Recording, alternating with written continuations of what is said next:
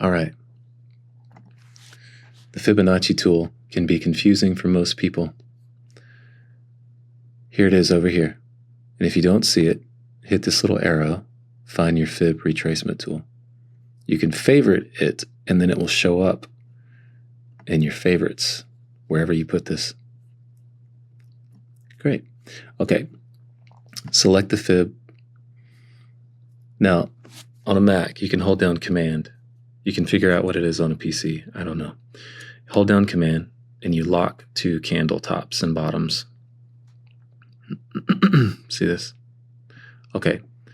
So notice with this price action, you want to start here. This is a high. I would start here. I mean, just look at the current price action. This seems to be a very high point right here before we drop down into this range. This is what's considered a range. That's another lesson. Anyway, so lock to here, and then you can pull down to here if you'd like. Let's do that first. And hold down Command still. Hold it there. Now it's locked in. Okay, so this is the Fibonacci Retracement tool. You'll notice you have your levels, your 618, your 0.5, your 382, your 236. This is a 0 point. This is your 1 point. That's where you start. But this is the pool. This is the thing that people need to learn first. You can pull from this point to this point. You can pull from this point to this point. You can pull from here to here, or from here all the way up to here. So it is subjective in nature. And most people say, oh, this is the right way, or this is the wrong way to pull. I would say look for your most high interest highs, your most high interest lows. So what's your highest high here that stands out? It's this one. What's your lowest low that stands out of this entire range? It's this one. This one's a little higher. So I would pull this from here. Okay. Now, let's move on to the next step, settings. I don't like the way this looks. Personally, it's not my favorite. So double click on this, or you can go down here to settings. You'll notice this little window pops up whenever you're using a tool so that you can go change colors or different things. You can either click this here, settings, or you can click anywhere on the tool, on the graphic of the tool, anywhere. Double click it and open this up. Okay, change these settings. I'm going to move this over so you can see what's happening. Extend lines to right. Okay. Oh, levels. Make these smaller.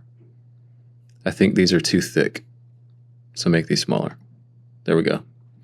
Getting more precise. Okay. All these colors are confusing. A lot of people love them. I can't stand them. Go to use one color. Select this gray right above your little aqua teal color here. Okay. Background, turn that off. It is unnecessary. Reverse is if you wanted to flip it. So your 1 and your 0 got flipped. See that? You're just flipping it upside down. That's all it is. Leave reverse off. Okay, in your prices, levels, and values, labels, move them to the right. So now they're over here. I personally mark all of my levels on the right side. I have my tabs, my labels on this right side. We'll get more into that later, but you'll notice on my charts, I always have the labels here. So like right now, this 9370, you can see it labeled there when you select it. I like it all being there. Now, even when this is not selected, you'll still be able to see them here, but that's beside the point. I like them to the right. Okay, go over here to where it says top on the labels here. Put that in the middle so that it shifted these down to where now the line ends and then you get to see your label. Beautiful. Isn't that so much better? Okay, so now I want to do something. Go to your 618, this area here. Click on the color. I personally like to use something that makes me think of the golden pocket. And you hear that a lot, the 618, the golden pocket. Okay, select this. I think that's a little too bright. So I like to pull mine down to somewhere around 44%, something like that. Anyway.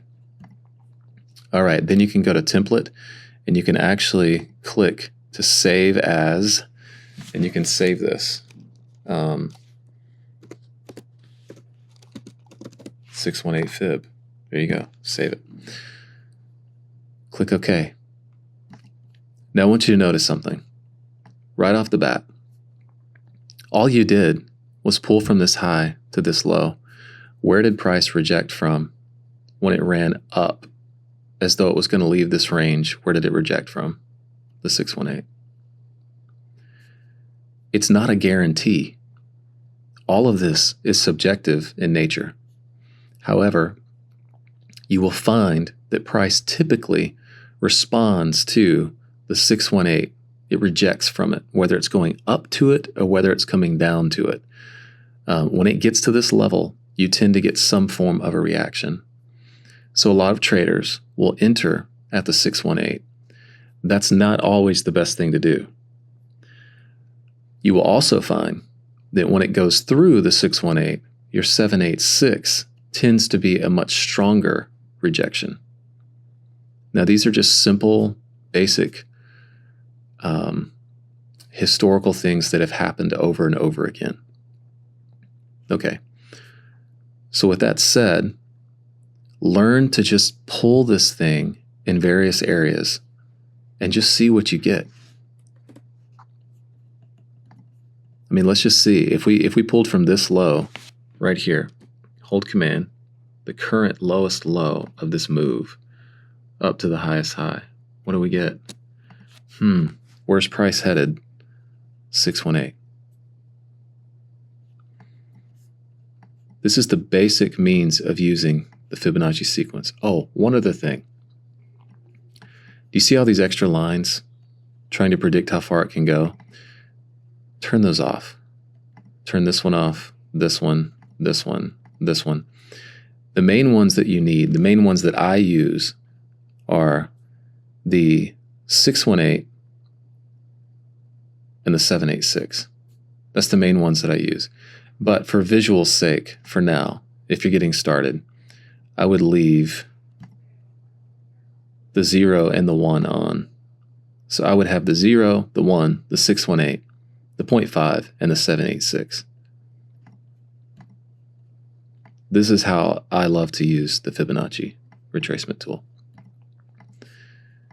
Because most of the time, when you're charting, you don't need to see all those different things. You just want a general idea of where support or resistance could be. And you typically want to build confluence, you'll hear that word a lot, out of multiple things that align at the same level. So for instance, if this is a breaker block, this candle in here, and you extend your breaker block out to here, and then you pull this, your Fibonacci retracement tool, and you see that the 618 and the breaker block are in the same place, odds are you're probably going to see some form of a bounce when price hits this level. Maybe, maybe not. Maybe it shoots through and goes to the 786. But I love to go and just mark these levels and then come back and see what happens. Okay, I'm going to copy paste that. Move it down to here to the 786. And let's see what happens. Okay, so zooming in, you could have made a nice little 2.5-ish, 2.9% move from the 618 to where price jumped back up. You see it wicked down to here, hit the 618, went through it, and then came back. You could have bought in here and rode it up to somewhere in here. And with leverage, that would have been a nice scalp, in and out. Then when it broke back through and came down, you're watching the price action. It came down here to the 786 and started going back up. You could have bought in somewhere. Let's say you caught it here at 7352. You could have made a nice up to the 618, 2.65%. Just want you to see how these levels, they get respected a lot. But overall, price action is not ultimately respecting them. But in scalping, you do get rejections and a response from these levels most of the time. I mean, even the 0.5 over here, you can see that. Price said, I'm going to go back up. And then to see this even better, let's go down the 5 minute. You can really see it here when you zoom in. I mean, look at that. That's the 786. It came down, bounced, went up, got to the 618, and then got rejected and rotated back down again. Came up above it, deviated from this level. If you considered this a range, deviated from it, came down to the 786, and then rejected again. And then the 618. I mean, price literally bounced within these two levels. And the way that we found these was simply marking the Fibonacci retracement tool from here, this low, to this high. It's as simple as that.